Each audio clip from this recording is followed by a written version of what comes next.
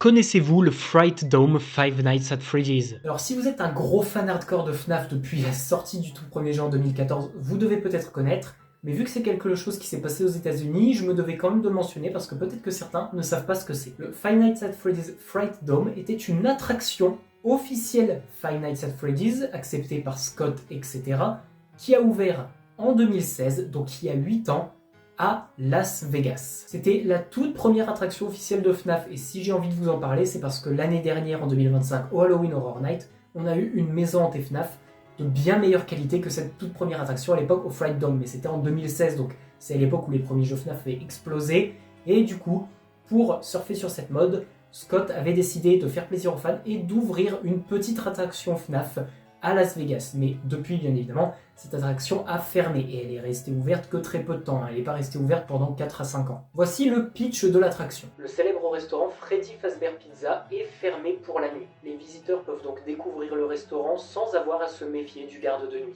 Mais attention, des animatroniques comme Freddy, Bonnie, Chica et Foxy ont la fâcheuse tendance à errer dans les couloirs de manière inhabituelle. Et s'ils remarquent des visiteurs, ils les traqueront. Espérons que vous réussirez à quitter le restaurant avant 6h du matin. Et bien évidemment, on a des images de l'attraction. D'ailleurs, sachez que cette fameuse photo de Scott Cawthon que vous devez tous connaître a été prise là-bas, dans le lieu de l'attraction du Fright Dome. Et autant on peut avoir des images comme celle de Chica qui montrent que l'attraction avait quand même l'air bien réussie, autant celle-là, quand je vois la tête de Freddy et Bonnie sur la scène, je me dis que heureusement que Universal ont refait l'attraction, parce que mon dieu, la tête qu'ils ont, on dirait des faux produits AliExpress, mon dieu. Malgré tout, de ce que j'ai pu voir de l'image de l'époque et des personnes qui ont donné leur avis dessus, c'était une attraction qui était très cool et qui aujourd'hui, quand les gens qui ont pu y aller y repensent, leur donne un grand sentiment de nostalgie des toutes premières années de FNAF, les 3 premières années, 2014-2015 et 2016, là où l'attraction était disponible. Pour ceux qui se demandent si un jour on aura la chance d'avoir une attraction FNAF en France ou en Europe, puisque pour l'instant c'est juste les parcs Universal qui l'ont eu aux US,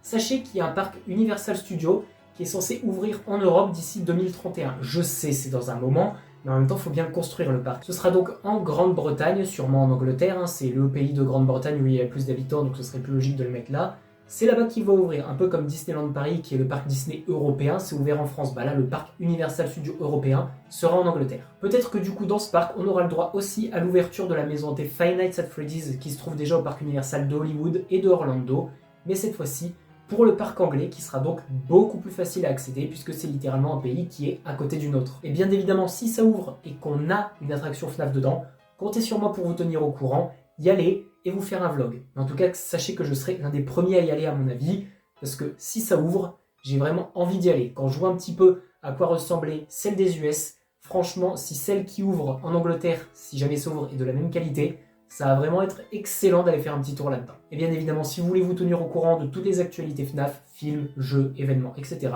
n'hésitez pas à vous abonner à mon compte.